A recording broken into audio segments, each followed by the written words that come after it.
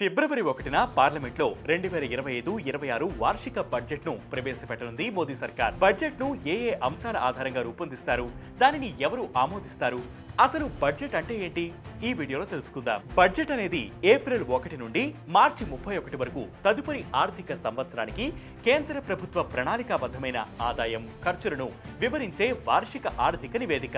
2019 నుండి బహీ ఖాతాగా పేర్కొంటున్న బడ్జెట్ పత్రంలో ప్రభుత్వ ఆర్థిక వ్యయం, ఆదాయం, ఆర్థిక ప్రణాళికలు ఉంటాయి. పార్లమెంట్ లో వార్షిక బడ్జెట్ ను ప్రవేశపెట్టడానికి 6 నెలల ముందే బడ్జెట్ పై కసరత్తు మొదలవుతుంది. సెప్టెంబర్ లోనే ఆర్థిక మంత్రిత్వ శాఖ అన్ని మంత్రిత్వ శాఖలకు, విభాగాలకు బడ్జెట్ సర్క్యులర్ ను పంపి ప్రస్తుత సంవత్సరానికి సవరించిన అంచనాలను, తదుపరి సంవత్సరానికి బడ్జెట్ అంచనాలను సమర్పించాలని కోరుతుంది. సర్క్యులర్ ఆధారంగా మంత్రిత్వ శాఖలు, విభాగాలు కేంద్ర పన్నులు, ఛార్జీలు సహా ఆదాయ, వ్యయ వివరాలను ఆర్థిక మంత్రిత్వ శాఖకు సమర్పిస్తాయి.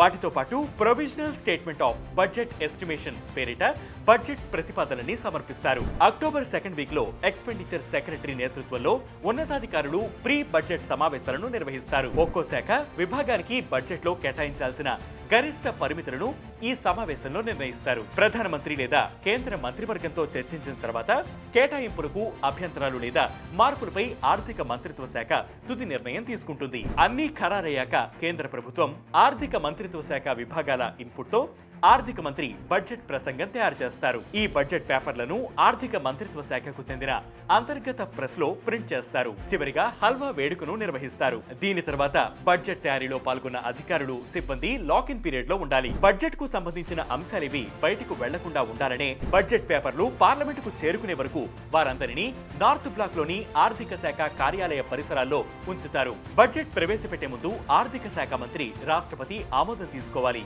ఆమె బడ్జెట్ పై ఎలాంటి సిఫార్సులు, ప్రతిపాదనలు చేసినా స్వీకరిస్తారు. ఇది వాటి ట్రెండింగ్ ఎక్స్ప్లెయినర్. దీనిపై మీ అభిప్రాయాన్ని కింద కామెంట్ సెక్షన్ లో మెన్షన్ చేయండి.